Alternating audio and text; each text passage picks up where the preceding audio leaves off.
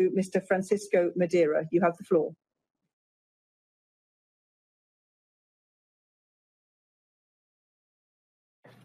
Madam President, thank you for the opportunity to brief the Security Council on Somalia once again. Let me start by congratulating the United Kingdom for its presidency of the Security Council for the month of February. Today's meeting is taking place in the aftermath of the 19 and 20 February events, which, as my colleague James Swan has described. And these events resulted in the eruption of armed clashes in Mogadishu as Somalia political leaders struggle to unblock the current political impasse and allow the country to hold peaceful, inclusive, and transparent elections. The chairperson of the African Union Commission, His Excellency Musa Faki Mohammed, demanded restraint and urged Somali stakeholders to refrain from acts that can escalate tension and lead to further violence. He reiterated the importance and absolute necessity for elections as a means for the renewal and reaffirmation of people's trust and confidence in their leaders, and for the consolidation of peace, stability, territorial integrity, and sovereignty of Somalia. Madam President, the armed clashes of 19 and 20 February have died down and stopped. But the political tension and the underlying causes that led to those clashes have not. It is therefore important that Somali stakeholders return to the negotiating table, remain focused, continue with their dialogue, guided by the spirit of constructiveness, compromise, and consensus, to agree on a credible process that can, in a peaceful and conducive environment, deliver free and transparent election in conformity with the 17 September Agreement.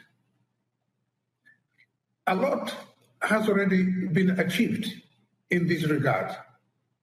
The leaders of the FGS and FMS, the two chambers of the National Parliament, the Council of Presidential Candidates, the business community, and the civil society organizations have all recognized and endorsed the 17 September Agreement. The 19th and 20th February clashes did not question the validity of the September 17th Agreement. This means that all are in agreement with the need to implement the processes as agreed in the 17th September Agreement. The recently held by Doha technical discussions, to which all the FMS sent delegates and experts and participated actively. Technical discussions to which all the FMS they came up with proposals which all participants unanimously adopted and recommended the FGS and FMS leaders to meet, endorse, and agree on a roadmap for their implementation and for the elections, leading to elections. Madam President, it is important that the leaders come up with a specific date to meet and look into these proposals which possess the key to overcoming the technical hurdles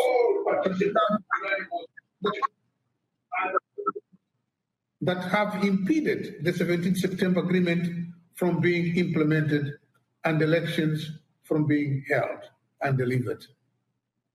But the events of 19 and 20 February took place after the Baidoa proposals were already released, and a draft and a date for a meeting of the leaders to look into them had been proposed. That meeting did not take place. A space, therefore, must be created to carefully look into these, and we, international partners, should support the Somali stakeholders in this endeavor.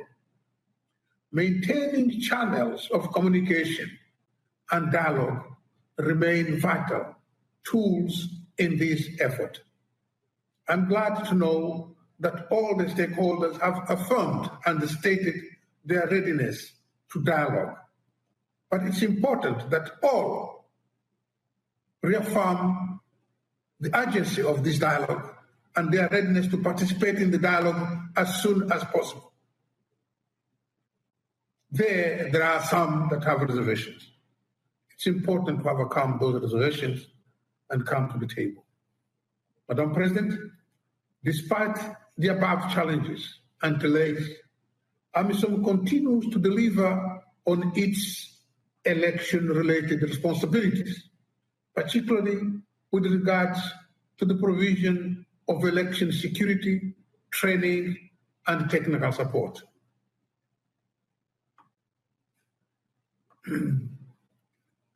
In delivering these tasks, there has been an enhanced and more complementary collaboration and coordination between AMISOM police and the Somali police, between AMISOM civilian component and their counterparts in government departments, journalists, and the civil society organization.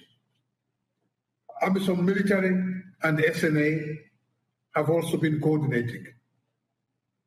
This multifaceted interaction and collaboration will be very, very necessary and important during the actual election process. With regards to security, I would say, Madam President, that generally the situation remains volatile. Al-Shabaab is strategically positioning itself with a view to maximizing its capacity to thwart the upcoming electoral process. In this regard, it places particular focus on Mogadishu, where it continues to unleash its deadly attacks, both through targeted assassinations and wide-scale destructive bombs. Beyond Mogadishu and in AMISOM areas of operation, we continue to observe three emerging tactics of Al-Shabaab with the obvious goal of destabilizing the elections in the federal member states. First, Al-Shabaab has been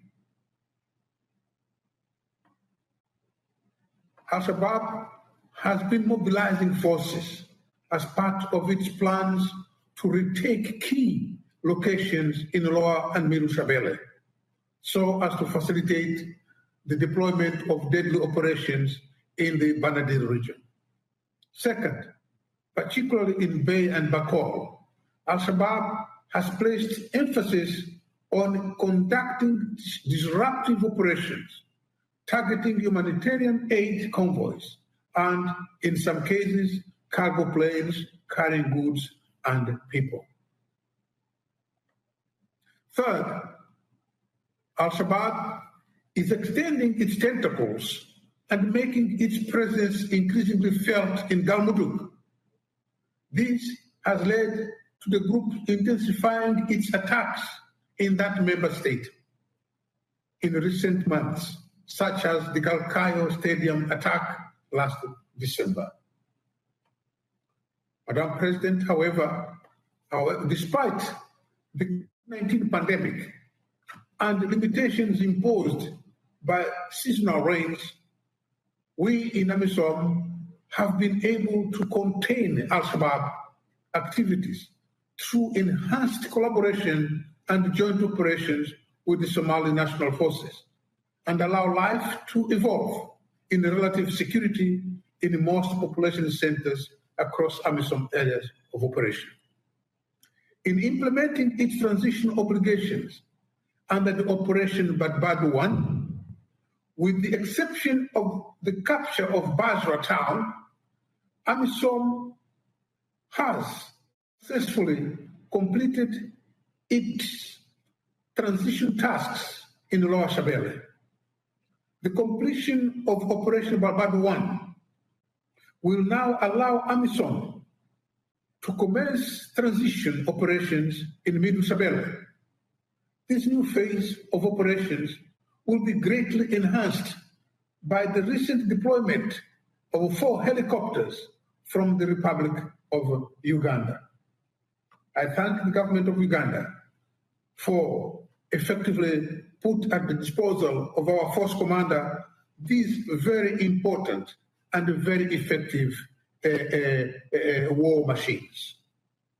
In accordance with Security Council Resolution 2420, I can report that AMISOM has also commenced implementing its reconfiguration as agreed at the joint AMISOM SNA Sector Commanders Conference in October 2020, with the key tasks endorsed at the Operation Coordination Committee also in October 2020, and widely welcomed by international partners at the European Union Security Event on Somalia in November 2020.